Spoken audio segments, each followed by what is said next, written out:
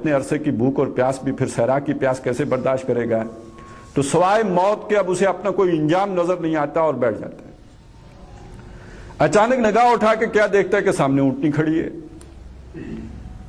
आप अपने ऊपर भी ये कैफियत तारी करके अंदाजा लगा सकते हैं कि इस तरह कीमती मता अगर दोबारा मिल जाए तो इंसान कितना खुश होगा।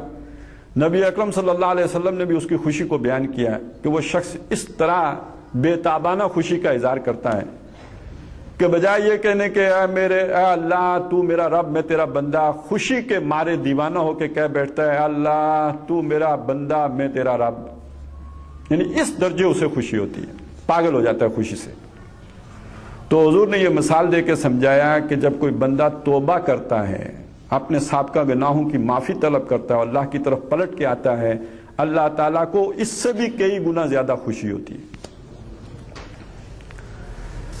और भी बहुत सी रवायात हैं, लेकिन मैं चाहता हूं कि अब हम असल मौजू की तरफ आएं। और वो ये कि असल में तौबा जो है बुनियादी तौर पर ये एक फर्द का मामला है। अंबिया की सारी दावत कुरान मजीद उठाकर देख लें तो जिस उन्वान के गिर्द घूमती है वो तौबा ही है। ऐ लोगों पलट आओ, वापस आ जाओ अपने रब की तरफ।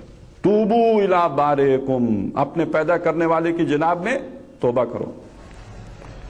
वस्तगफिरू लह, उसी की जनाब में इस्तिगफार करो, अपने गुनाह बख्शवाओ। और जाहिर है कि इस दावत पर लब्बैक कहने वाले अफराद होते थे। कभी कोई अबू बकर आ गए, कुछ अरसे के बाद उमर आ गए, हमजा आ गए रिजवानुल्लाह ताला अलैहिम अजमाइन। कभी ऐसा नहीं हुआ कि पूरी की पूरी कौम इकट्ठी आ गई हो, कोई एक एक फर्द करके आता था। वैसे भी हमारे दीन का असल मुखातब तो है ही फर्द, लिहाजा तौबा का अगर हुक्म बेशक जमा के सीगे में भी हो, लेकिन यह कि मुखातब एक फर्द ही है। गोया कुरान एक फर्द को मुखातिब करके कह रहे हैं कि तुम वापस पलट आओ। और अफराद ही से, एक एक फर्द ही से फिर कौमें बनती हैं। हर फर्द मिल्लत के मुकद्दर का सितारा। जब कौम की एक अक्सरियत की जहन बदल जाए तो गोया पूरी कौम का जहन बदल जाएगा, पूरी कौम का मुकद्दर तब्दील हो जाएगा। गुजारिश तो मैं ये अर्ज कर रहा था कि तौबा दर हकीकत है तो इनफरादी फेल, लेकिन कुरान मजीद के मुताले से हमें यह मालूम होता है कि बाज मौके ऐसे भी हैं कि कुछ लोगों ने बायसियत मजमूई तौबा की है। इसमें एक बड़ी नुमायां मिसाल कौम यूनुस की है। यूनुस अलैहिस्सलाम अल्लाह के रसूल, उन्होंने अपनी कौम को समझाया बड़े अजाब आने से पहले अल्लाह की जनाब में तौबा कर लो। कौम के कानों पे जूं तक नहीं रेंगी, नहीं माने, और अल्लाह के यहां फैसला हो गया कि इस कौम की जड़ काट देनी है। जड़ कटने का फैसला हो गया। हजरत यूनुस अलैहिस्सलाम को बता दिया गया कि यह फैसला हो चुका है। इस पर हजरत यूनुस अलैहिस्सलाम बहुत अफसोस और दुख की कैफियत में अपनी कौम को छोड़कर चले गए, उससे पहले कि अल्लाह की तरफ से उन्हें इसकी इजाजत मिलती। रसूल अपनी जगह नहीं छोड़ सकता जब तक कि अल्लाह ताला की तरफ से इजाजत न मिले। हजरत यूनुस अल्लाह के इस फैसले से नाराज नहीं हुए। जो लोग ऐसा समझते हैं गलत समझते हैं। अल्लाह के फैसले से अल्लाह का कोई वली, कोई दोस्त नाराज नहीं होता। नबी तो बहुत जो उसका ऊंचा मकाम होता है वो रज़ाए रब पे राजी रहने वाले लोग होते हैं। मसला ये हुआ कि उन्हें अपनी कौम के इंजाम का दुख हुआ। जैसे कहते हैं कि तुम्हारी ये हालत में अपनी आंखों से देख नहीं सकता है, तो वो देख ना सकता नहीं था देखने का, उसके नतीजे में अपनी कौम को छोड़ के चले गए उससे पहले कि अल्लाह ताला की तरफ से इज़्न मिलता है। नतीजा ये निकला कि उनके साथ तो जो हुआ वो मछली के पेट में चले गए। लेकिन जो अल्लाह किसी कौम पर अजाब भेजने से पहले इत्माम हुज्जत करता है, उस हुज्जत में कमी रह गई कि अल्लाह का रसूल वक्त से पहले कौम को छोड़ के चला गया। और ये अल्लाह ताला के अदल के खिलाफ था कि वो किसी कौम को, जबकि अल्लाह की तरफ से इत्माम हुज्जत की कोई गिरा अभी बाकी हो, तो वो अजाब दे दे। वमा कुन्ना मुअज़्ज़िबीना हत्ता नबअसा रसूला, हम किसी कौम को अजाब नहीं देते जब तक कि रसूल मबूस करके उन पर इत्माम हुज्जत न कर दें। इत्माम हुज्जत तो हो चुकी, लेकिन बस एक कड़ी मिस हो गई कि रसूल वहां से वक्त से पहले चला गया। लिहाजा जब कौम ने देखा अजाब, उसके आसार देखे, मालूम हो गया कि जो कुछ यूनुस अलैहिस्सलाम कहते थे वही कुछ अब सामने आ गया है। قوم نے توبہ کی، چیخی چلائی، عورتیں مرد بچے بوڑھے سب جمع ہوئے اور ایک میدان میں جمع ہو کر اللہ کے سامنے فریادیں کی، گڑ گڑائے۔ اللہ نے ان کی توبہ قبول کر لی، اور قرآن کہتا ہے کہ اس موقع پر توبہ قبول ہوتی نہیں۔ اب یہاں یہ بات بھی سمجھ لیجئے کہ ہمیں خوب معلوم ہے کہ توبہ کا دروازہ کھلا ہے۔ کب تک؟ ایک فرد کے لیے وہ دروازہ کھلا ہے جب تک کہ ملک الموت اس کے سامنے نہیں آ جاتا ہے۔ موت کا فرشتہ جب تک سامنے نہ آ جائے اس وقت تک توبہ کا دروازہ کھلا ہے، لیکن جب نظر آ گئی موت، اب آدمی نے اگر توبہ کی تو وہ توبہ قبول نہیں ہوگی۔ اسی طرح یہ بھی معلوم ہے کہ انسانوں کے لیے یہ توبہ کا دروازہ چوپٹ کھلا رہے گا تاکہ سورج مغرب سے نہ طلوع ہو جائے۔ سورج کا مغرب سے طلوع ہونا در حقیقت قیامت کی وہ سری نشانی ہے۔ اب تو گویا معلوم ہو گیا دی اینڈ، اب اس کے بعد توبہ قبول نہیں ہوگی۔ بس جس طرح یہ دو باتیں معلوم ہیں، اسی طرح یہ تیسری بات بھی معلوم ہو جانی چاہیے کہ جب کسی قوم کی جڑ کاٹنے کا اللہ تعالیٰ فیصلہ کر لیں اور اس کے آثار بھی ظاہر ہو جائیں، جب فرعون کو معلوم ہو جائے کہ اب میں ڈوبنے لگا ہوں، جب کسی قوم پر وہ زلزلے کی کیفیت طاری ہو جائے، یا یہ کہ جب تیز آندھی چل پڑے، اس کے بعد اگر کوئی توبہ کرے گا تو وہ توبہ اس قوم کی قبول نہیں۔ جیسے سورج مغرب سے نکلنے کے بعد توبہ قبول نہیں ہوگی، یا جیسے ملک الموت کو سامنے دیکھنے کے بعد توبہ قبول نہیں ہوگی، اسی طرح کسی قوم کی توبہ عذاب دیکھنے کے بعد نہیں ہوگی۔ اس میں ایک استثناء قرآن بتا رہا ہے، وہ یونس علیہ السلام کی قوم کا ہے، ان کی ہو گئی قبول عذاب دیکھنے کے بعد۔ اب اس سے یہ معلوم ہوا کہ بعض کم از کم ایک قرآن مجید میں واقعہ ایسا تو ہے کہ جس میں پوری قوم نے بحیثیت مجموعی اللہ کی جناب میں توبہ کی۔ ہمارے لیے رہنمائی آ گئی کہ اب تو چونکہ کوئی رسول ہے ہی نہیں، نبی اکرم صلی اللہ علیہ وسلم وہ دنیا سے جو ہے جا چکے، لہذا اب گویا کسی قوم کے لیے شاید ایسا موقع ہو، یقینی طور پر نہیں کہا جا سکتا، لیکن یہ کہ شاید کے درجے میں، امکان کے درجے میں کہا جا سکتا ہے کہ ہو سکتا ہے کہ عذاب کے آثار دیکھنے کے بعد بھی اگر کوئی قوم اجتماعی طور پر توبہ کرے تو شاید اللہ تعالیٰ اس کی توبہ قبول کر لیں۔ اب یہاں میں ایک اور مثال بھی آپ کے سامنے رکھنا چاہتا ہوں۔ قرآن مجید میں کچھ اور طرح کی بھی اجتماعی توبہ کا ذکر ملتا ہے، اگرچہ کہ وہ بالکل دوسرے سیاق و سباق میں ہے، لیکن ہمارے سامنے رہنا چاہیے۔ بکثرت یہ مضمون بیان ہوا ہے قرآن مجید میں کہ یہ مشرکین مکہ کا عجیب حال ہے، یہ گھروں میں بیٹھے ہوتے ہیں تو 360 بتوں کو مانتے ہیں، حالات پرامن پرسکون ہو تو اپنے بتوں کی پوجا کرتے رہتے ہیں، لیکن جب یہ سمندر میں سفر کرتے ہیں اور ہوا بڑی رواں دواں آرام سے کشتی چل رہی ہوتی ہے ہوا کے سہارے،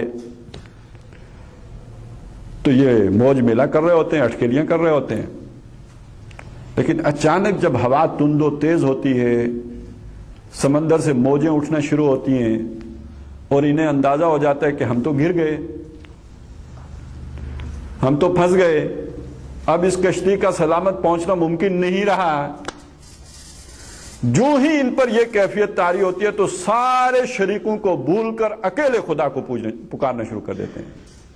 فدعوا اللہ مخلصین لہ الدین، تو پکارنے لگتے ہیں اللہ کو اپنی اطاعت کو اس کے لیے خالص رکھتے ہوئے، اور جب اللہ تعالیٰ ان کو اس کی ان کی پکار سن کر انہیں نجات دے کر خشکی پہ لے آتا ہے تو پھر شرک کرنے لگتے ہیں۔ میں یہاں پہ یہ بات آپ کے سامنے صرف اس لیے رکھ رہا ہوں کہ ایسا ہوتا رہا کہ کچھ لوگوں نے مل کر اکٹھے ہو کر اللہ کی جناب میں توبہ کی، اچھی نیت سے کی، بری نیت سے کی، اس کو چھوڑیے، لیکن کی، اس کا ایک ثبوت اور مل گیا ہمیں۔ قرآن مجید میں اس اعتبار سے خاص طور پر جو سب سے زیادہ ذکر ملتا ہے وہ قوم فرعون کا ملتا ہے۔ اس کا معاملہ یہ ہوا کہ اس پر اللہ تعالیٰ نے اس پر بڑے عذاب بھیجنے سے پہلے چھوٹے چھوٹے 9 بڑی بڑی نشانیاں ان کو دکھائیں۔ ان میں آپ کو معلوم ہے کہ ان پر ٹڈی دل آ گئے، بہت زیادہ مینڈک آ گئے، خون کی بارش ہوئی۔ اب جب یہ ہم پڑھتے ہیں تو شاید ہمیں سمجھ نہ آتی ہو، ذرا آپ اپنے اوپر تصور طاری کیجئے کہ فرض کریں ہر طرف مینڈک پھدک رہے ہوں، آپ ابھی گھر جائیں، بستر اٹھائیں، ادھر مینڈک تشریف فرمائیں، کھانا کھانے کے لیے ہنڈیا کا ڈھکن ہٹائیں تو بیچ میں مینڈک موجود ہے، پانی پینے کے لیے گلاس اٹھائیں تو کیا پانی، کیا گھڑا، کیا برتن، ہر طرف مینڈک ہی مینڈک ہیں۔ زندگی اجیرن ہو جائے گی کہ نہیں؟ جب ان کی زندگی اس درجے اجیرن ہوئی تو انہوں نے جا کے ہاتھ باندھے حضرت موسیٰ علیہ السلام کے آگے کہ اے موسیٰ، تیرا اور تیرے رب کا آپس میں کوئی معاہدہ ہے، ہمیں پتہ ہے، تو ہمارے لیے اپنے رب سے دعا کر، اور اگر ہم سے یہ مصیبت ٹل جائے تو ہم تیرا مطالبہ مان لیں گے، یعنی بنی اسرائیل کو تیرے ساتھ جانے کے لیے آزاد کر دیں گے، تم جاؤ جہاں جا کے مرضی رہو، ہم تمہارا مطالبہ تسلیم کر لیں گے اگر یہ مصیبت ہم سے ٹل جائے۔ حضرت موسیٰ علیہ السلام نے دعا کی، مصیبت ٹل گئی، فَإِذَا هُمْ يَنْكُثُونَ، تو وہ اپنے عہد سے پھر گئے۔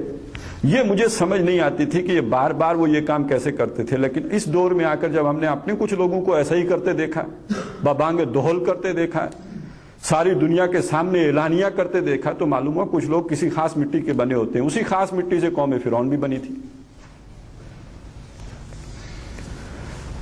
اس کے بعد ان پہ ٹڈی دل آ گئے، بے حساب آ گئے، ساری فصلیں چر گئے، برباد کر دی فصلیں، ایک سال دوسرے سال۔ پھر کہا موسیٰ یہ مصیبت ٹال دے، ہم تیری بات مان لیں گے۔ موسیٰ نے پھر دعا کی علیہ السلام، پھر مصیبت ٹل گئی، وہ پھر گئے، چچڑیاں آ گئی۔ وہ چچڑیوں کا یہی مطلب نہیں ہے کہ کوئی پسو آ گئے یا کچھ جوئیں آ گئی، بلکہ یہ سمجھے کہ ہر طرح کی سنڈیاں آ گئی، جیسے ہمارے ہاں مختلف قسم کے جراثیم آ جاتے ہیں۔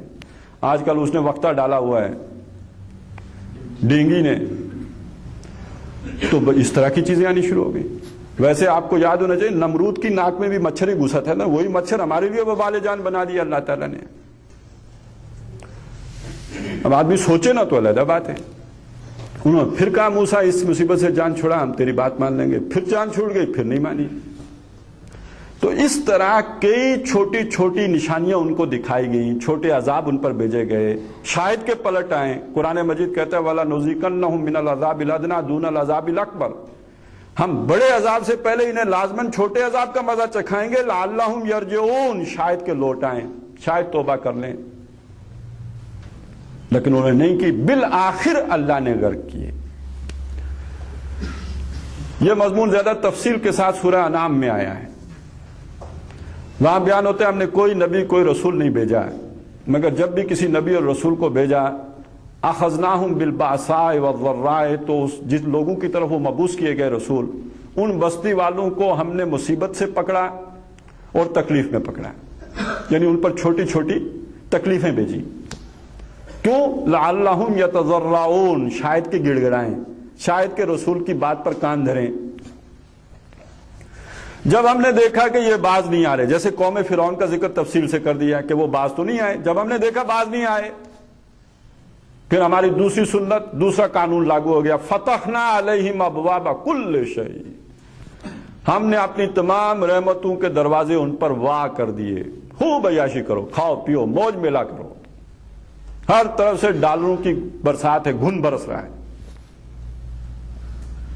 حتی اذا فرحوا بما اوتوا، یہاں تک کہ جب اترانے لگے اس پر جو انہیں دیا گیا تھا، اخذناہم بغتتن، تو ہم نے ان کو پکڑ لیا اچانک، فقطع دابر القوم الذین ظلموا، تو جڑ کاٹ دی گئی اس قوم کی جو ظالم تھی۔